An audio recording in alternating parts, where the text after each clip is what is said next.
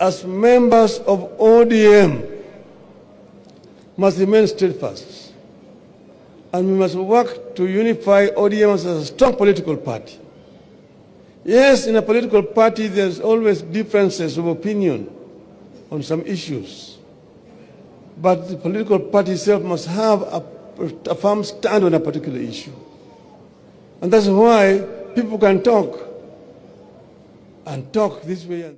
Now, ladies and gentlemen, that is Honorable Raila Odinga today speaking at the burial of the late MP of Kasipul, Charles Ong'ondo. And a lot of things have currently arisen from the said burial in matters of the current state of the ODM party. And that is what brings us here. ODM party is a party that we have currently questioned its direction and how it's being run on matters leadership and on matters criticizing the government and even working with the government. Now, we all know that as of today, different leaders were missing in the burial of Charles Ong'ondo, the Member of Parliament of Kasipul. It is not normal for a high-profile leader who was not, he didn't even die a normal death. He was assassinated. And his assassination is something that every leader affiliated with ODM party condemned. And we expected that they would even show up for the burial of the said MP. But the vocal Orange Democratic Movement members like the governor of Kisumu, Nyong'o, the governor of Siaya, James Orengo, the governor of Migori were all missing there. And apart from that, also a lot of members of parliament were also in absentee, and all these members of parliament are all affiliated with the ODM party. Not forgetting that also the deputy party leader of ODM, the governor of Kisii, Simba Arati, was missing in the burial of Ong'ondo. Should I remind you that Ong'ondo, he was not only a member of parliament of Kasipul, he was also the ODM chairperson in Omabay County. Now, what does this tell us? This clearly sent out a clear message to the people of the Republic of Kenya and all the political analysts in the country that all is not well in the house of one Honorable Raila Odinga. But one governor from Kisumu gave out a press release on the reason why he missed the burial. The vocal Orange Democratic Movement ODM governor for Kisumu County, Professor Nyong'o, broke his silence after skipping the burial event of the slain Kasipul Member of Parliament Honorable Charles Were, whereby his party leader Right Honorable Raila Odinga and other top government dignitaries were present. His conspicuous absence raised eyebrows, adding fuel on the allegations of cracks within the ODM party and a possible fallout between the veteran opposition leader and his close allies over support and criticism to the broad-based government led by incumbent head of state, President William Ruto. However, Nyong'o was taken to his social media platforms to dispel the rumors allegedly being peddled by media houses. The vocal governor claims that these reports have created a false impression that the Right Honorable Raila Odinga and him are at odds over the listing of sugar factories. However, the governor stated that this is not the case. He says we are fully aligned on this issue. Our shared position is clear. The government must exit the management of these factories and instead lease them to private investors through a competitive and transparent process. That was Anyang' Nyong'o's statement. Now let's put Anyang' Nyong'o aside. Honorable Edwin Sifuna today attended the burial. And he is the party leader. He is the party secretary general of ODM. So, which means Edwin Sifuna, speaks for the ODM party. Recently, Sifuna, while speaking in the House of the Senate, he said that he does not know any government called broad-based. He called it a monster and he said in his vocabulary that name broad-based government doesn't exist, and the government that rules Kenya is a government of the Kenya Kwanza administration led by His Excellency the President William Ruto. And he called out the current cabinet secretaries who are affiliated with ODM and who are given to serve in ODM, in the Kenya Kwanza administration, including John Badi, and called them out for giving praises to President William Ruto for going ahead to allocate development in the Luo Nyanza region, stating that it is not right for them to praise the president for allocating resources and development in Luo Nyanza region, yet the president is the president of the nation and he is supposed to serve every region of the Republic of Kenya. Now, one cabinet secretary, John Badi, took it out on Sifuna today, but they reconciled on that matter. Now, one thing that stood out is how uh, uh, the senator of Siaya, Honorable Buru Odinga, was received today, and his message today. Remember, Senator Oburu Odinga, the brother to Raila Amolo Odinga, had recently called out Governor James Orengo for always saying that he is speaking for the people and fighting for the people. He told the governor that his role as the governor of Siaya is to represent the people and make sure that he brings development in Siaya County, not fighting for the people. His role is that of representing Siaya County, not the Republic of Kenya.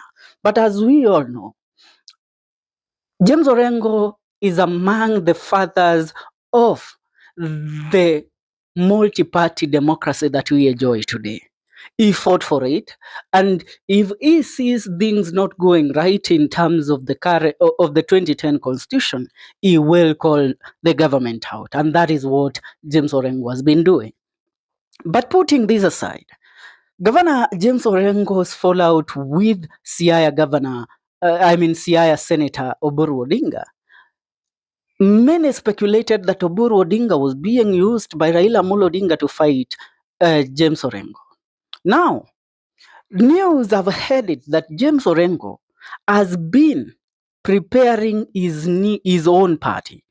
Now, an exit from ODM has been looming for some days, with Governor James Orengo at the center of it all.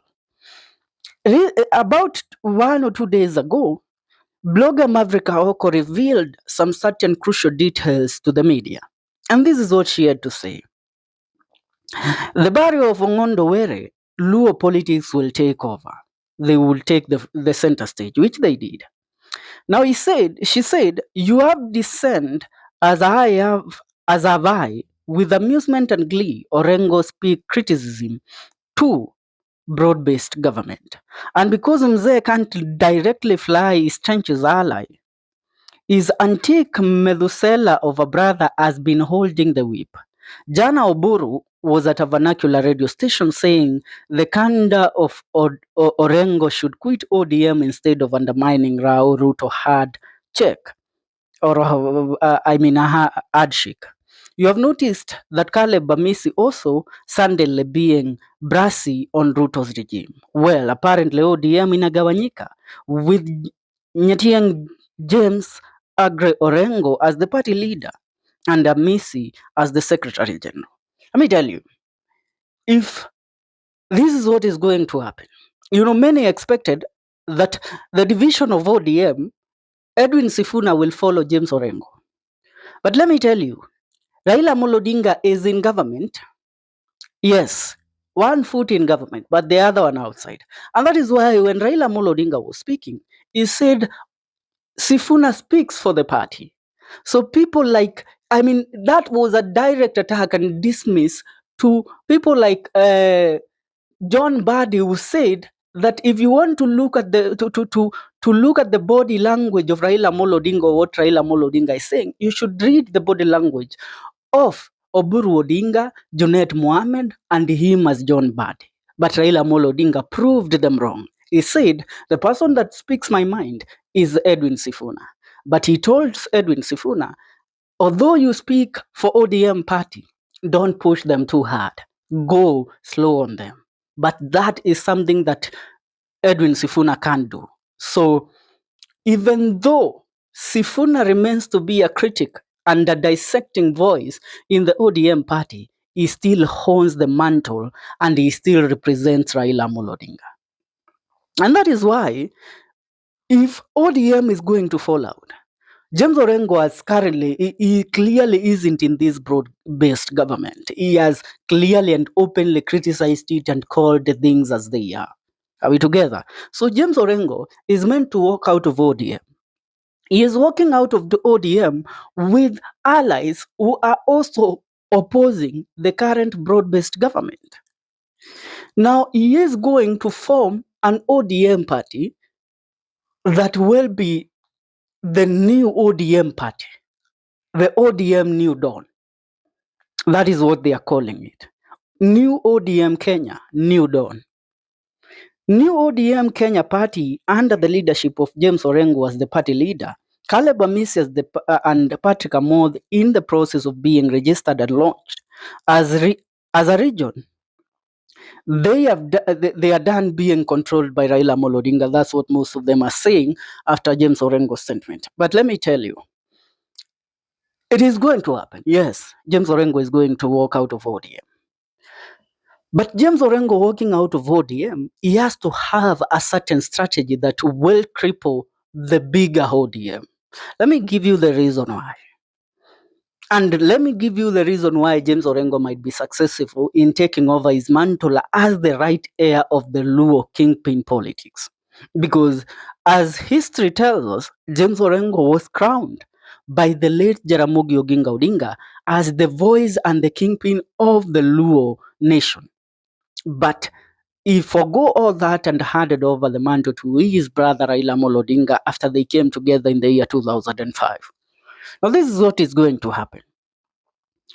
In the year 1992, when multipartyism was accepted by Daniel Moi, we had one very strong party led by Raila Amolo Odinga's father, Jaramogi Oginga Odinga. The party was Ford Kenya.